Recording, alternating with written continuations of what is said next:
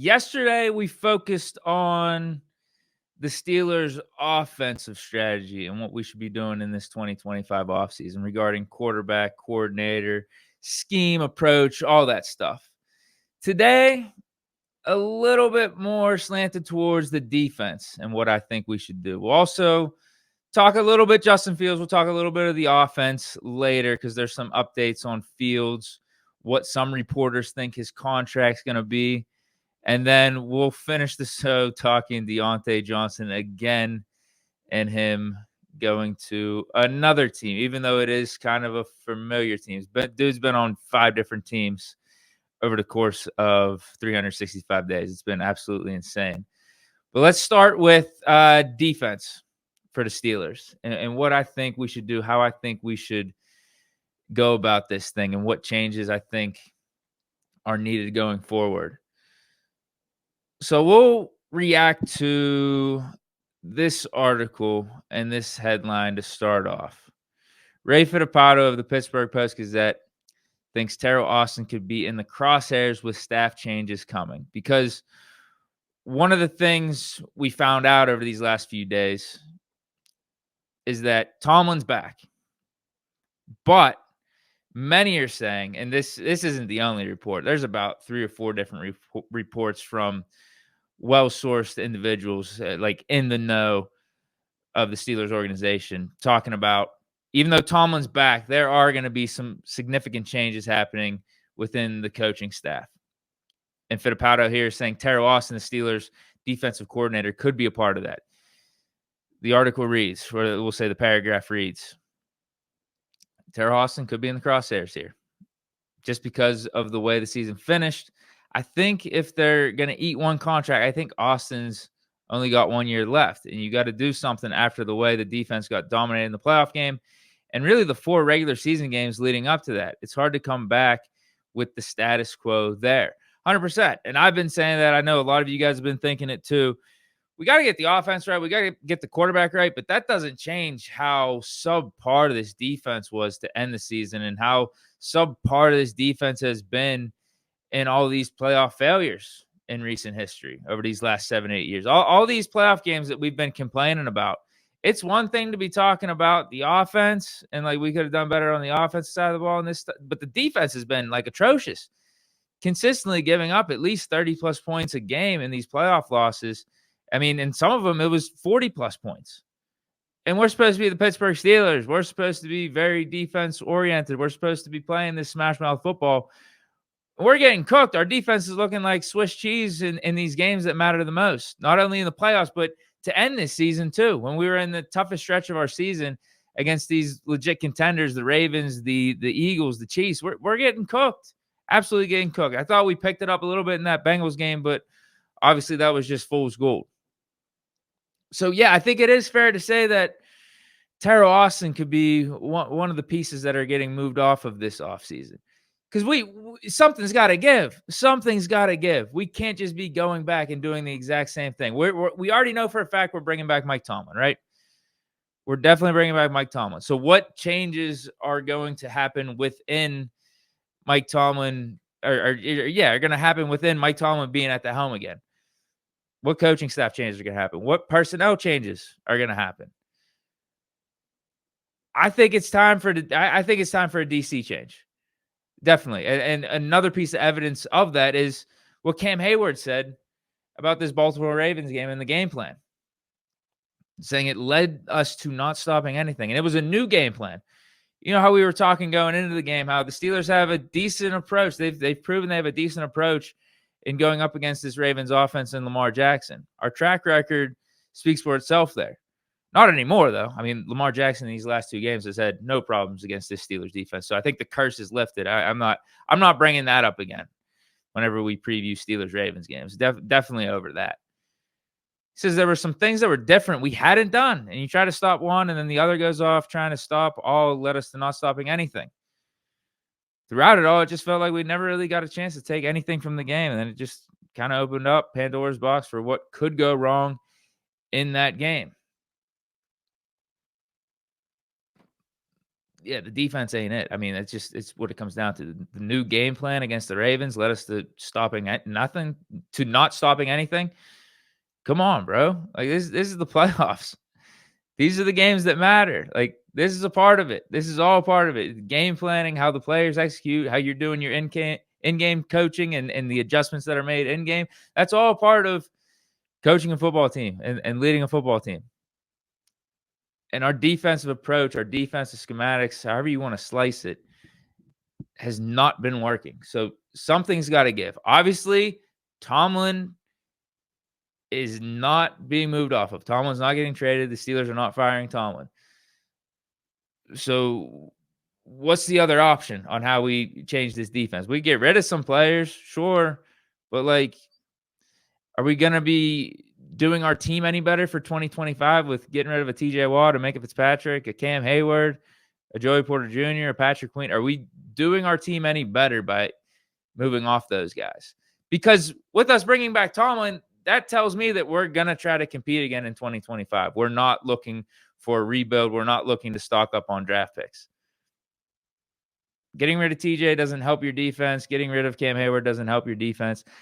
Me personally, again, me and how I said I would go about things a few days ago is different than obviously how the Steelers are doing it. So I just got to go off of the information we have right now. Tomlin's coming back.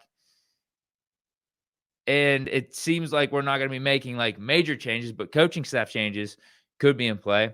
And I think that should involve a Teryl Austin. Now, this whole thing about the game plan and how we've been looking in these playoff games with the defense too, like, let's not put that all on Teryl Austin. I've seen many reports. I've seen many things that point to the defense still being Tomlin's baby. Like, he has major influence on the defense. And some have said that he's, in a way, calling the plays. And Teryl Austin is just like the face of it for maybe fans to be complaining. But it still comes back to Tomlin. It still does. So, like, what I'm thinking is, if this is how we've been doing things with this, whatever the Tomlin, Teryl Austin dynamic is, something's got to give. And I think moving off of Teryl Austin would be a part of that.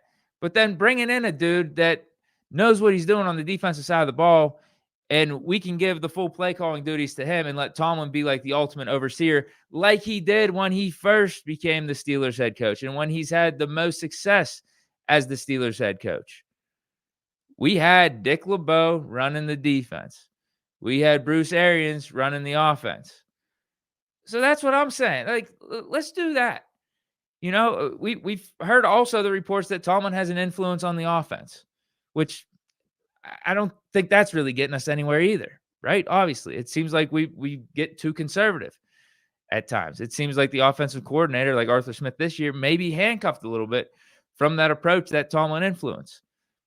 So let's open things up. Arthur Smith's obviously competent enough.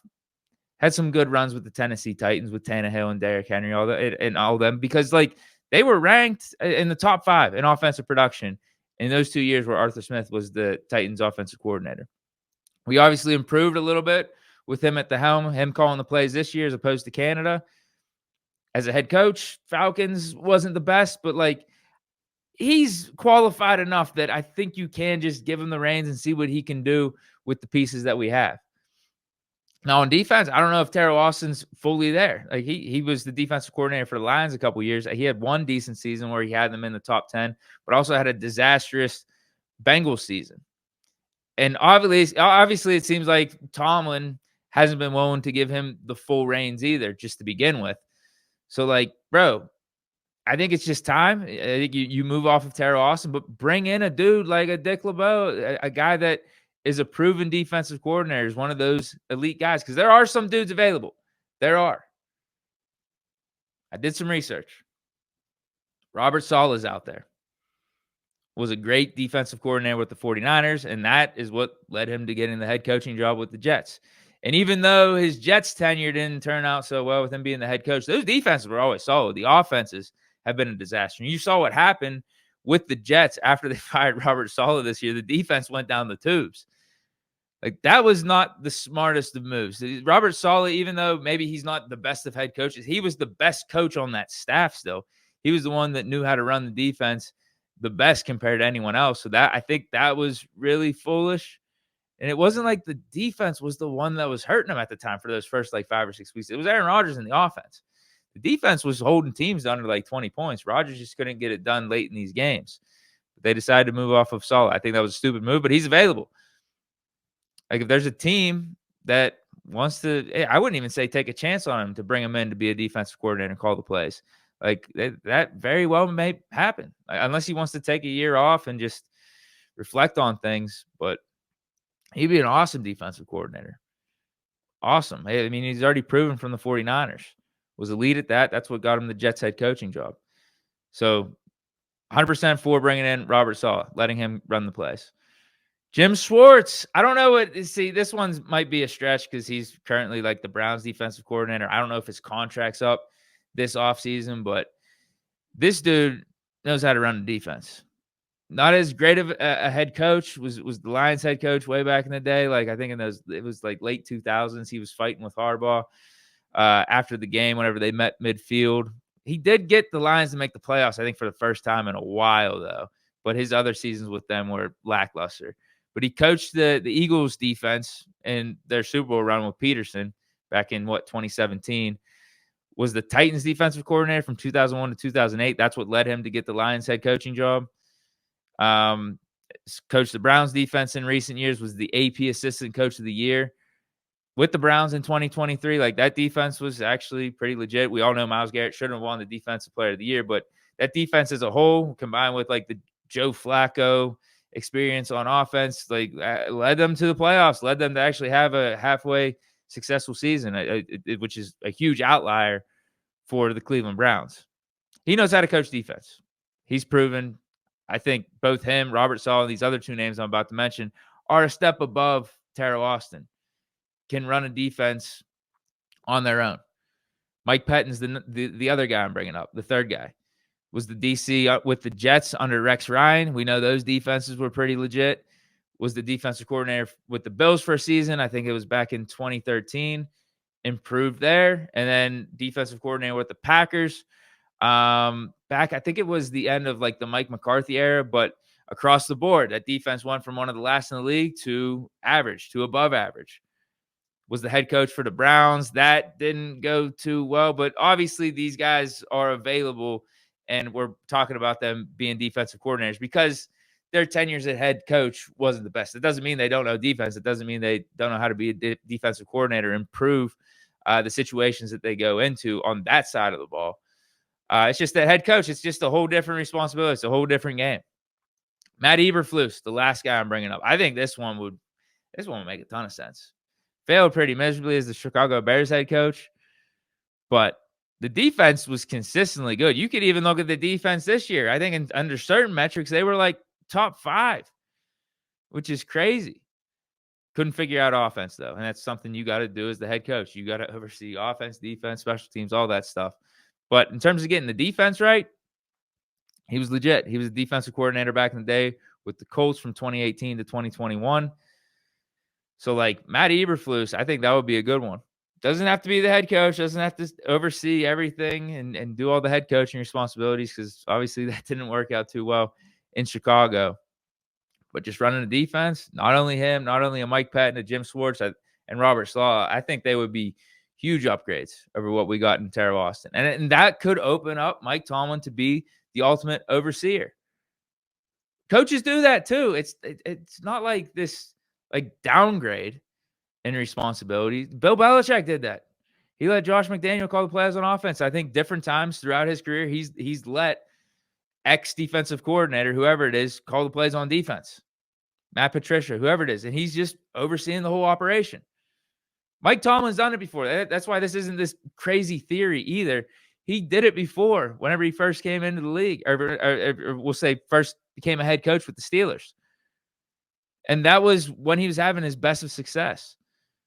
2007 to 2011 was 5-3 in the playoffs. We won a Super Bowl in 2008, made it to a Super Bowl in 2010. So, like, in his first 5 seasons, went to 2 Super Bowls and made the playoffs in 4 of those seasons. Might not be a bad idea to get back to that style. And I think slowly over the years, he took over the reins on defense more as Dick LeBeau got phased out. Keith Butler became the DC, but I think it's been kind of like how I'm talking about, even with Terrell Austin. Tomlin has always had like a heavy hand on this defense. And I think over recent years, he's also had a hand in the offense and how we do things on offense. Whereas, like, when Ben had Todd Haley, when Ben had Bruce Arians, when Ben even had like Finkner hair, I think Tomlin was just letting the offense do their thing. It's time to switch things up one way or another. Tomlin's back, so what are going to be the change-up? This is my plan. This is my idea. Given the information that we got, Tomlin's back. Okay, why not let him delegate the rules to the offensive coordinator, defensive coordinator, let them do their things from a play calling standpoint, and then have Tomlin be the ultimate overseer over it. Why not? Why not? Could someone give me a reason that we shouldn't be doing this? Given the information at hand, Tomlin's going to be back. Why not do that? If changes are going to happen, I think this is the best way to go about it. I really do.